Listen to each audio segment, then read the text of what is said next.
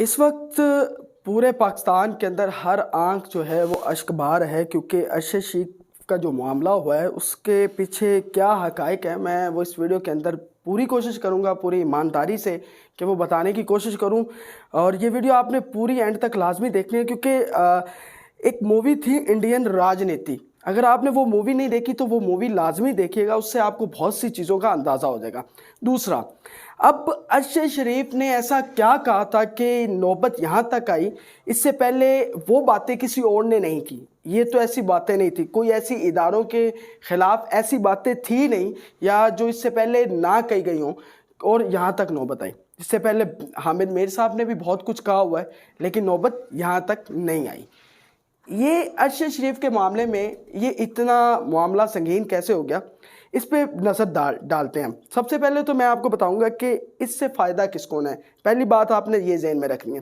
دوسری بات، اس وقت جو ہے وہ پاکستان تحریک انصاف چیئرمین جو ہیں عمران خان صاحب، وہ بار بار حکومتی اتحاد کے اوپر جو ہے وہ ایک پریشر ڈالنے کی کوشش کر رہے ہیں اور پورا ملبہ جو ہے ان کے اوپر ڈالنے کی کوشش کر رہے ہیں، لیکن یہاں آپ کو تھوڑا سا ٹیکنیکل میں آپ کو بتاتا جانوں۔ سب سے پہلے تو بات ذہن میں رکھیں کہ اس وقت عمران خان کے ووٹرز میں اضافہ ہے، اور حکومتی اتحاد کا جو ووٹر ہے، چاہے وہ پاکستان مسلم لیگ نون کا ہو یا وہ پاکستان پیپلز پارٹی کا ہو، بالکل ووٹر کم تعداد میں ہے۔ اس وقت ان کے ووٹرز کی تعداد بہت کم ہے، مہنگائی کا معاملہ ہے اور بہت سے مسائل ہیں وہ جن سے وہ دو چار ہیں، وہ اس طرح کی حرکت کر ہی نہیں سکتے کہ ان کا ووٹر پہلے ہی کم ہے اور دوبارہ کم ہو جائے۔ پہلی بات یہ آپ نے ذہن میں رکھنی ہے کہ اس وقت ان کے پاس کوئی چانس نہیں ہے کہ کوئی ایسی حرکت کرے کہ ان کا ووٹر اور کم ہو جائے، لیکن اس سے فائدہ کس کو رہا ہے یہ بھی آپ نے ذہن میں۔ دوسرا، ہمارے اداروں کی بات ہو رہی ہے۔ پہلی بات تو یہ ہے کہ جو ارشد شریف کی فیملی ہے اس کا بیک گراؤنڈ پراپر پاکستان کے ایک بہت بڑے ادارے کے ساتھ ہے۔ ان کے والد، ان کے بھائی، وہ بھی اسی ادارے سے تعلق رکھتے تھے، جن اداروں پہ، اور D G I S P R نے اپنی ابھی پریس کانفرنس بھی کی ہے، اس کے بعد کل بھی انہوں نے اپنا بیان جاری کیا تھا کہ وہ رابطے میں تھے۔ ایسا کیا ہوا، دبئی سے ان کو نہیں نکالا گیا، انہوں نے یہ کہا ہے کہ دبئی سے کسی نے نہیں نکالا، وہ کینیا گئے، کس کے ساتھ گئے، وہ خرم کون ہے، پہلی بات، ٹھیک ہے، اور وہ ڈرائیور کون تھا جو ساتھ تھا گاڑی پہ، وہ جو بھی سین ہوا، یہ ساری چیزیں بہت عام ہیں۔ اب میں آپ کو بتاتا چلوں کہ اس وقت 5th جنریشن وار کا سلسلہ جاری ہے۔ پاکستان جب گرے لسٹ سے نکل رہا تھا تو ہندوستان نے جو ہے وہ باقاعدگی سے اس کی مخالفت کی تھی، اور ہندوستان اس وقت 5th جنریشن وار کے اندر جو رو ہے وہ مکمل طور پہ ایکٹیو ہے، اور پاکستان کو کسی بھی صورت میں پاکستانی اداروں کو متنازع بنانے کے لیے وہ پیش ہیں۔ اب میں آپ کو بتاتا ہوں وہ کیسے۔ اب دیکھیں کہ 5th جنریشن وار کیا ہوتی ہے۔ 5th جنریشن وار یہ ہوتی ہے کہ آپ آمنا سامنا نہیں آپ کا ہوتا، لیکن آپ کی جنگ جاری ہوتی ہے۔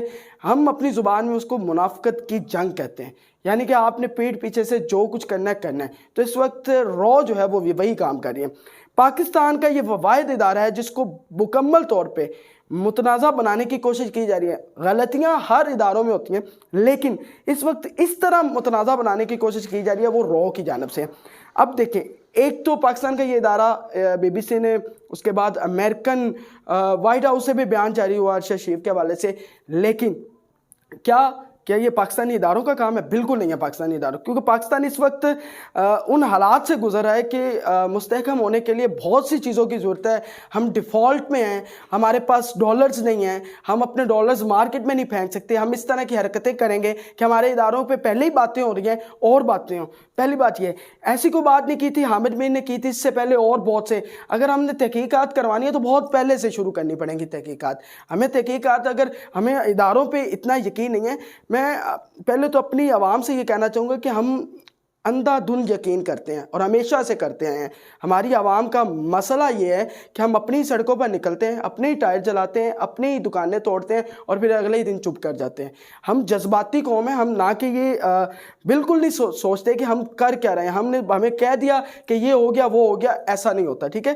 ارشد شریف والے معاملے میں ہمیں بہت احتیاط کی ضرورت ہے، کیونکہ میں یہ کنفرم ذرائع سے بتا رہا ہوں، میری جو ابھی تک ریسرچ ہے کہ یہ رو کا کام ہے، یہ کسی پاکستانی بندے کا کام نہیں. ہاں اس میں اگر پاکستانی کو ملوث ہوں گے تو وہ تحقیقات ٹیمز بھیج دی گئی ہیں. ابھی D G I S P R نے باقاعدہ آئی ایس آئی کے 2 اہلکاروں کو بھی شامل کیا اس ٹیم کے اندر جن کو کینیا بھیجا جا رہا ہے. اور کینین پولیس کہہ رہی ہے کینیا ملک کے اندر پاکستان سے بھی زیادہ برے حالات ہیں. وہاں کا بھی لا اینڈ آرڈر کی جو سچویشن ہے وہ پاکستان سے بھی بدتر ہے.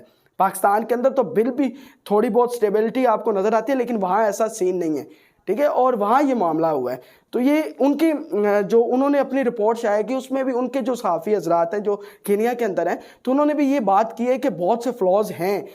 ٹھیک ہے, وہ فلاز کیا ہیں؟ فلاز یہ تھے کہ پہلی بات تو یہ ہے کہ گاڑی کو روکا کیوں نہیں گیا. اگر آپ نے فائر کرنا ہی تھا تو گاڑی کے ٹائروں پہ کیوں نہیں کیا, روکا کیوں نہیں.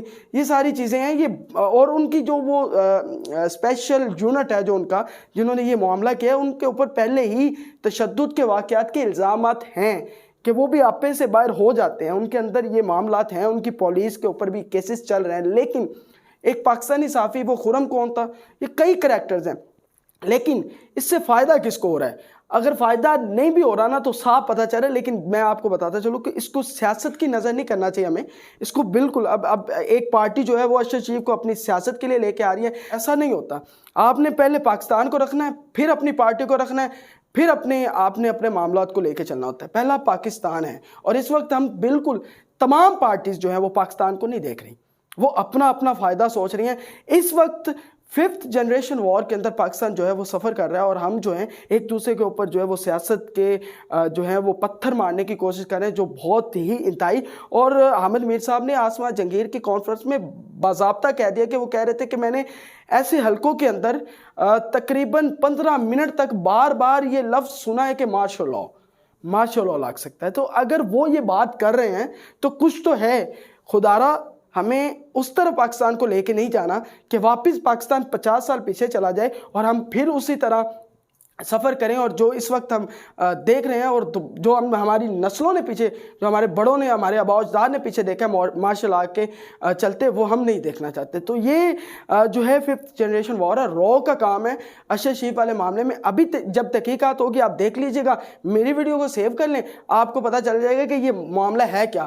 جو ملوث ہوں گے ظاہر سی بات ہے, آپ کے سلیپر سیلز جو ہیں وہ ہر ایجنسیوں کے ہوتے ہیں, ہر ملک کے اندر ہوتا ہے. پاکستان کے اندر رو کے سلیپر سیلز کام کر رہے ہیں, تو وہ 5th جنریشن وار کے چلتے کر رہے ہیں. اس وقت پاکستان کے اندر غیر مستحکم جو صورتحال پیدا کی ہوئی ہے وہ 5th جنریشن وار کی وجہ سے ہی ہے.